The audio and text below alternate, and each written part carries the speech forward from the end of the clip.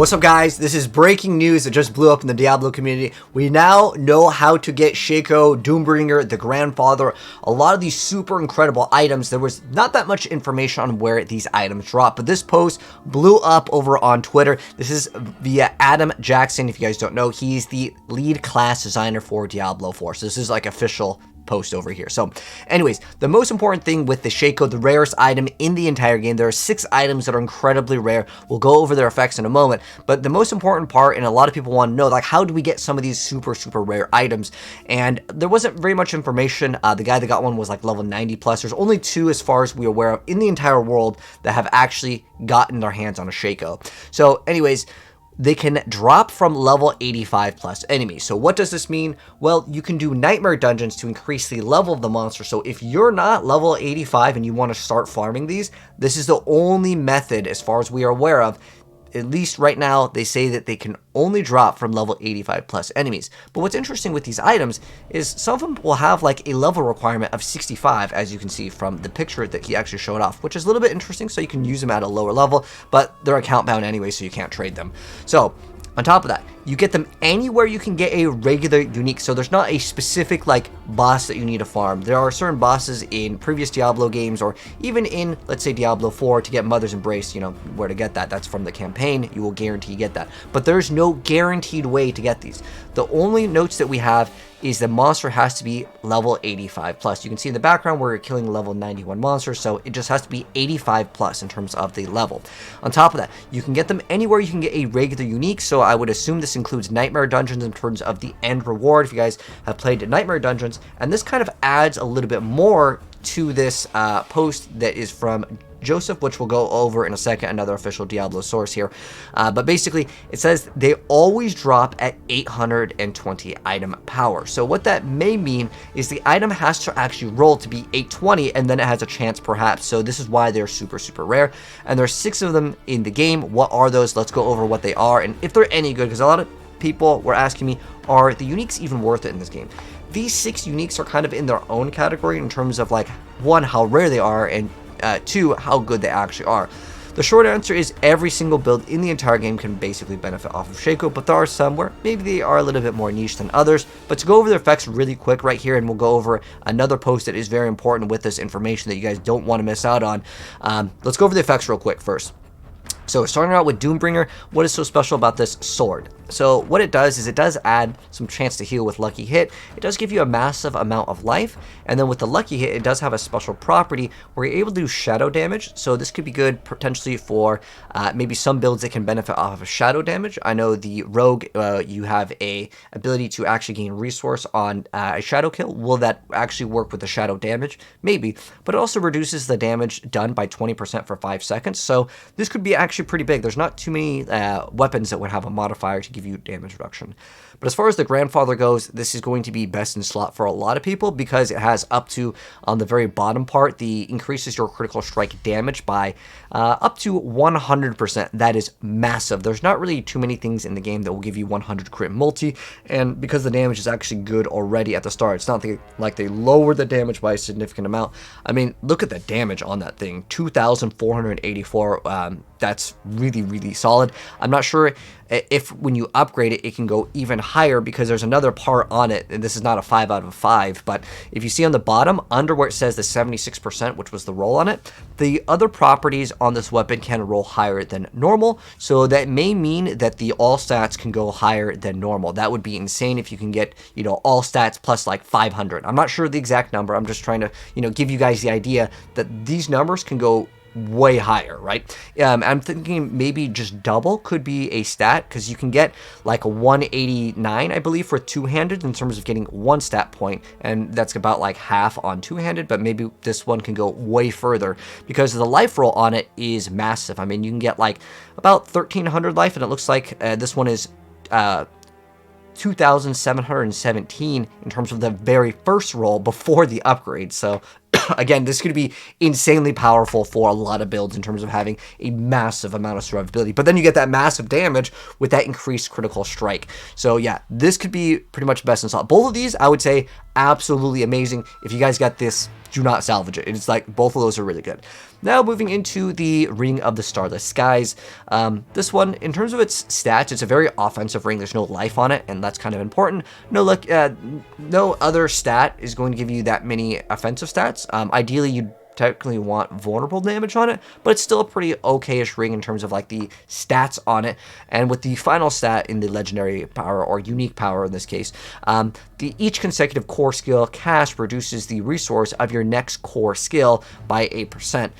This could actually be pretty interesting, especially on something like Whirlwind. I'm curious to see how this would interact. Would it mean that you would just keep on spamming Whirlwind, and then eventually once you get that 40% reduction, you hold that one and you can permanently hold it because it has permanently 40% cost reduction. You can also get like 23 on a amulet, and then at that point it's like 60%, but I'm sure there's some sort of diminishing returns once you reach some sort of a threshold. You can also get resource cost reduction on your boots, but nonetheless, this could be really good for certain builds that are not only channeling, but builds that would just spam. Like right now we're playing Twisting Blades. I don't even have a generator with this build, so it's really excellent for that. This could be the best in slot for some builds. And then Enduro's Visage has a very interesting stat called Lifesteal.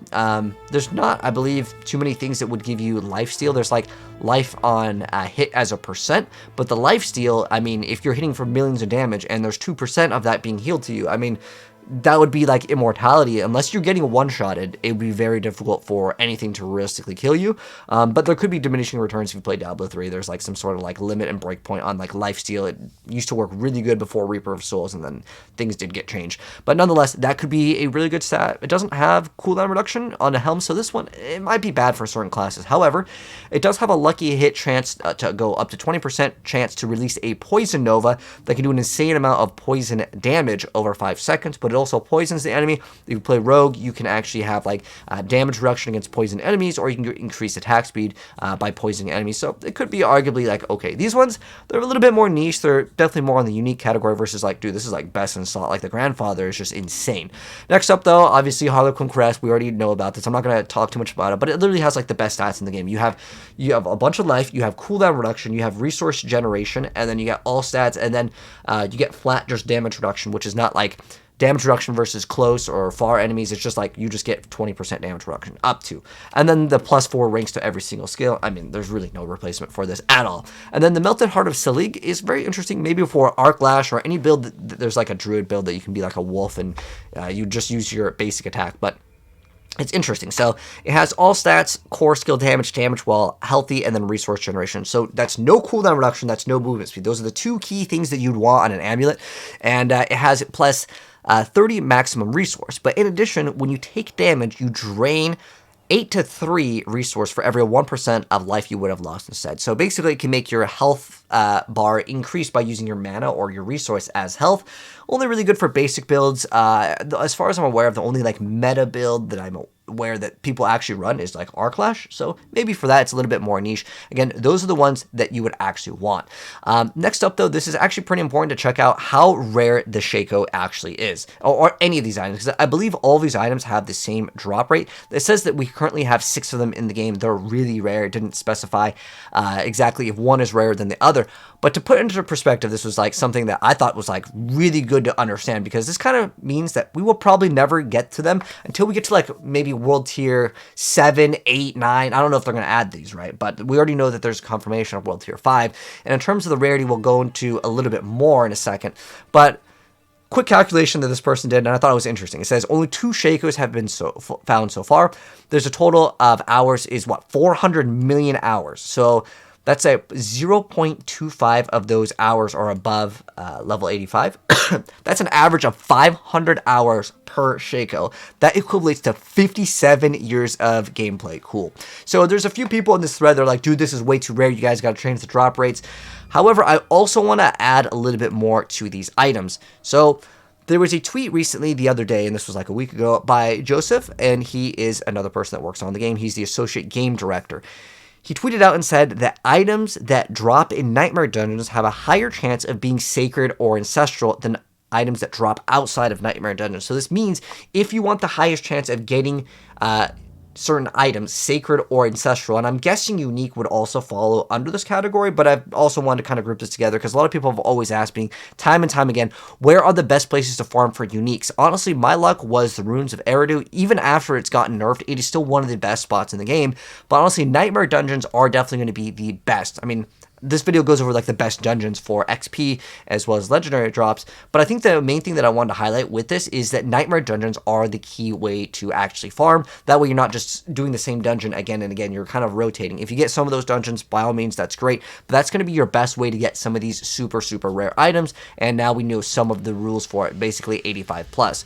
Another thing that I want to add, this may have some information that will correlate. So basically, I've heard of a leak that there is going to be another world tier 5. This is for Diablo 3, and I know it's a different game, I get it, but there's a lot of things that are similar between Diablo 4 and Diablo 3, right? The legendary drop chance goes up as you are increasing the difficulty of the game. Basically, think of it kind of like the world tiers. This exponentially increases. So going from, let's say, like normal to Torment 1 over here, we have a 15% chance legendary drop rate. If these drop rates are 0.000001, and even if we multiply these times like 10, is that really going to make that much of a difference? I mean, again, looking at how insane some of these hours are in terms of dropping it, they could have some sort of flat extra boost, like let's say a bonus of like a few percents on top of some sort of multiplier to actually acquire these items, because realistically at this moment there's a lot of people saying, I like that these items are super rare, but there's a lot of people that, dude, I don't even want to play because it's impossible to get the item. I need this for my build. To be honest, do you really need these for the build? You could play the game perfectly fine without these, but are they going to help? Oh, heck yes, Shako is absolutely like god tier. So the thing is that I'm kind of curious, how do you guys feel about this? Do you guys like the items super rare, or do you want them to be at least obtainable? If you spend maybe 100 hours into a season, the difference between getting one of these and not getting one of these is the difference between someone RNGing themselves when they add leaderboards. If someone has a Shako or has like a grandfather, there's almost very little chance that you even have a chance to complete on the leaderboards because you don't have this item. The grandfather would outclass basically everything in the game. 100 crit multi, insane amount of life, and if that all stats can go to like 500 or even like 200-300, that means on the Paragon board you're almost able to hit every single node. So there is like some give and take to this. So curious to know what your thoughts are, but at least now we have some more information on how to farm these super rare unique items. But anyways, that's gonna wrap it up. If you guys enjoyed the video, drop a like. If you're new here, subscribe to the bell if you'd like to see more, and I'll update you guys in the future with more content. Peace out.